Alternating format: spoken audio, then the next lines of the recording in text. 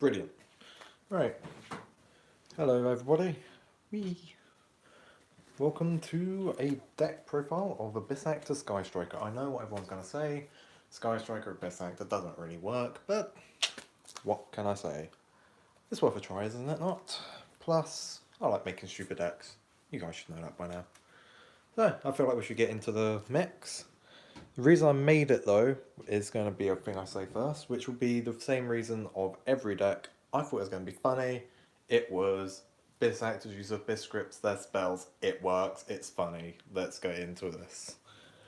Right, first off, let's start with the Abyss Actor monsters. You want to run 3 copies of Abyss Actor Sassy Rookie. It's a very important card because it allows you to stall out, plus it's a very good searcher, and also it means some of the spells I use later on will actually be playable. So let's move back to the top. Then you want to be running 3 copies of Wild Hope. Now, the reason you want to be running 3 copies of this baby is the sheer fact of it's the best one for the Pendulum Scale at the moment until the newest support comes out.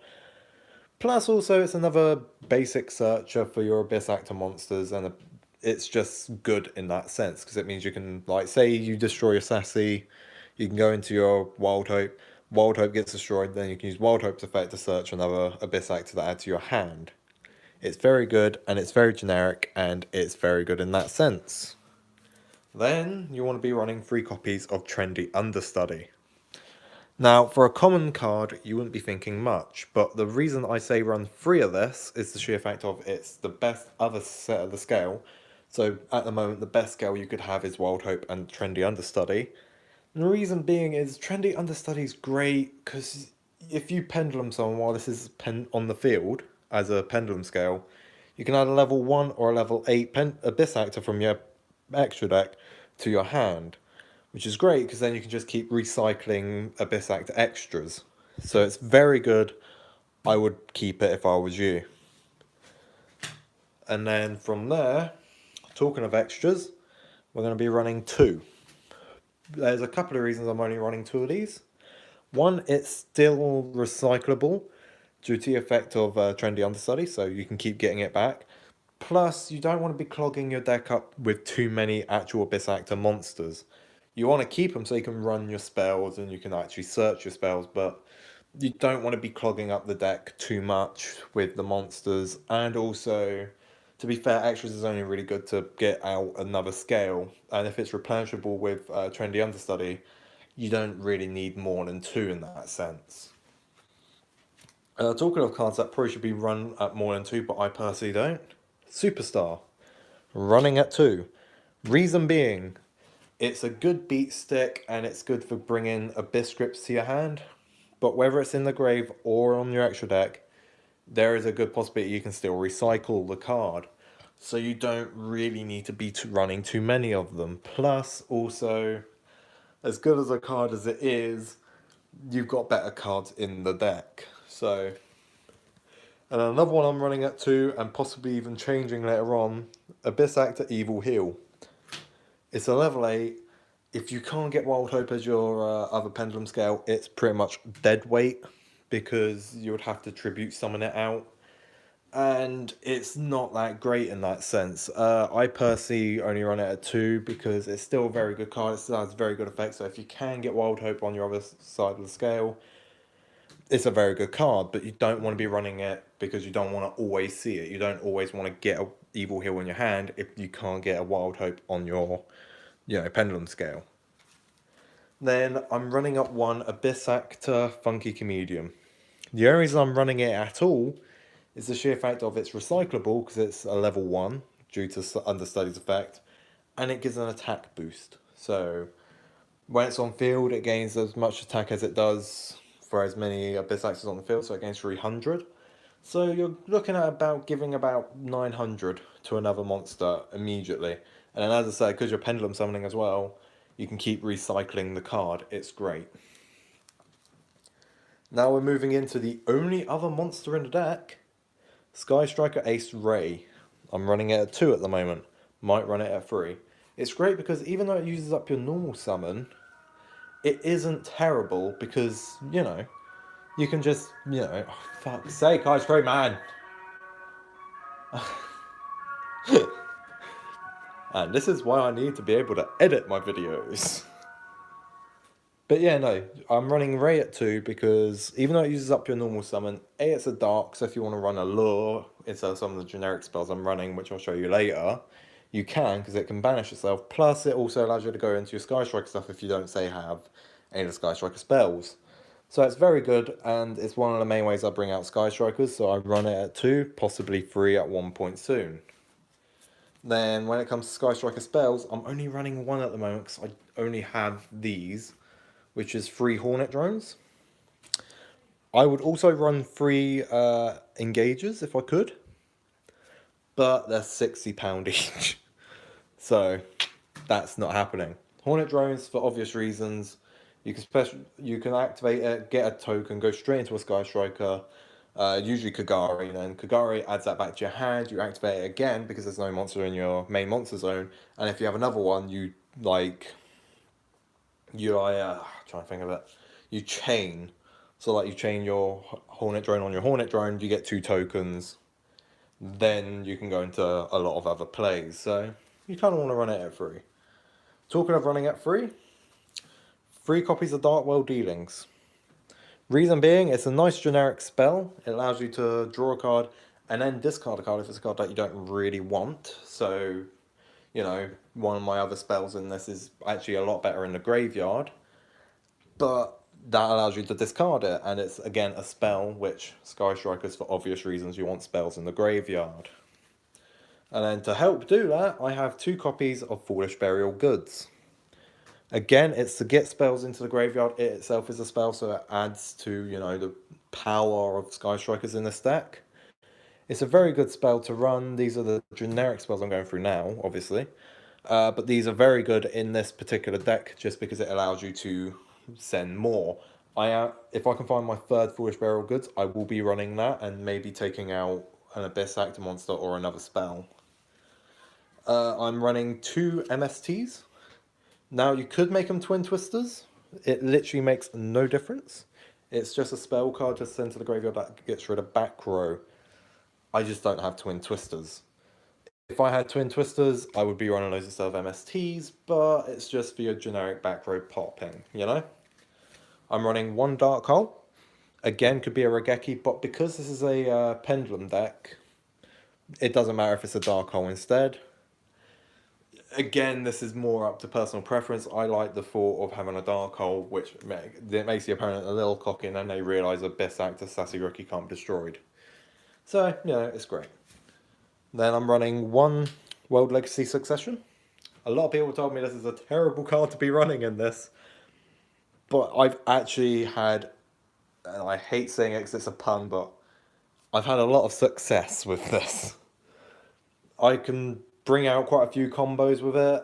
I have a few links that you're going to see in a bit that actually, you know, point to a decent location, so you can use Succession in those scenarios.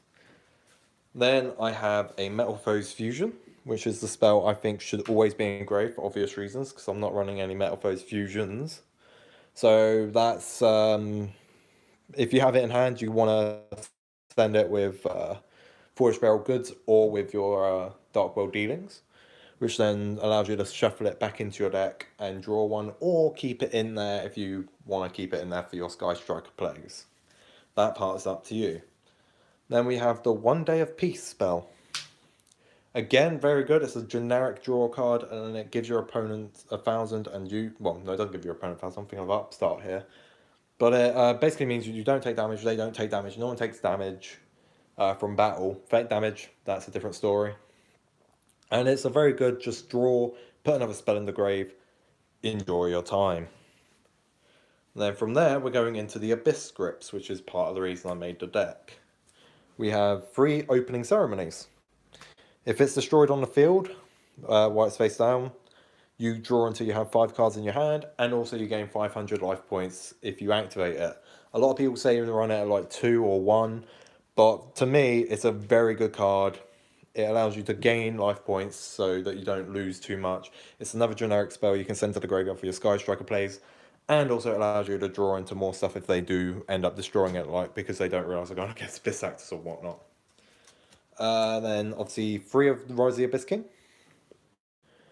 Very obvious reasons behind that. It's a generic popper, and all you need is your Abyss Actors on the field, so there's no reason not to play it at 3, really. Then 2 copies of Abyss Script Fantasy Magic. Now, the reason I run this one is because of Sassy Rookie. If I activate this on a Sassy Rookie, I can banish anything and still have a Sassy Rookie because, again, it can't withdraw the battle or card effects once per turn. So it's a very good card in that sense, unless they negate the entire attack, which means I can still, I still have my Sassy Rookie and another generic spell engrave, so it doesn't really matter. Then I run 1 copy of Abyss Script Abyss Tainment. Now, the reason I run 1 copy of this card is because it's good to get an Abyss Script from the grave to reactivate.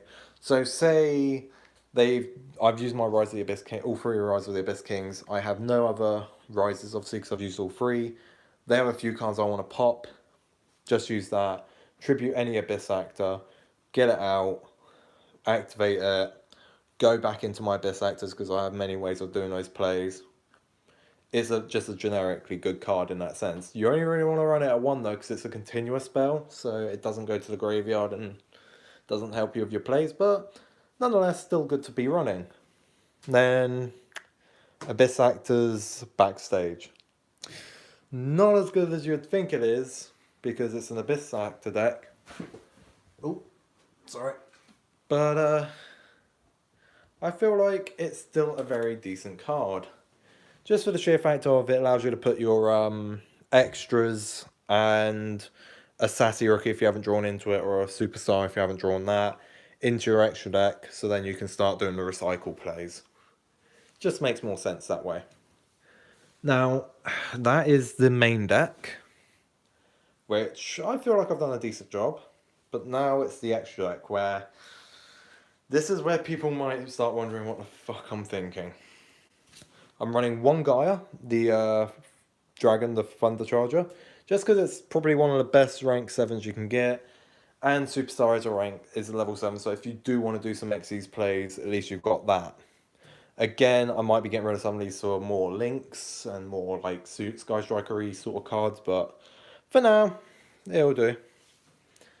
Then I am also running 1 Red Eyes Flare Metal. Same reason as Gaia, it's a very good rank 7, and with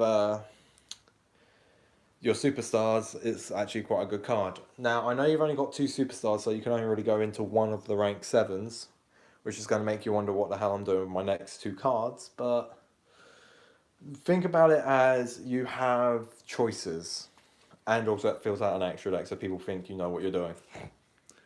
2 number 11 Big Eyes, the exact same reason as the others, and if anything, it allows you to go into different plays if you use Big Eye, because you can then steal their card and maybe do other stuff. Because there's a few level 4s, I'm running 1 Dark Rebellion. It's just good for getting over the opponent, just beat sticking them. And that's it for the Xyz.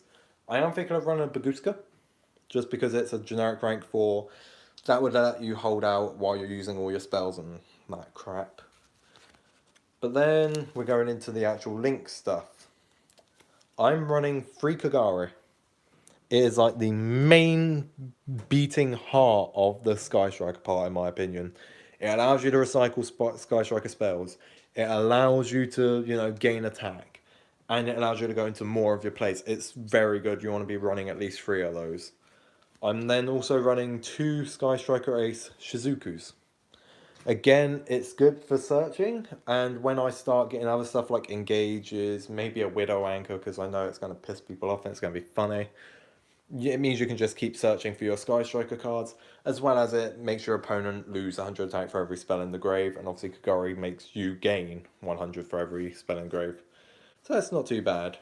Then you want to go for a Hayate. The reason I run this is kind of controversial in a sense.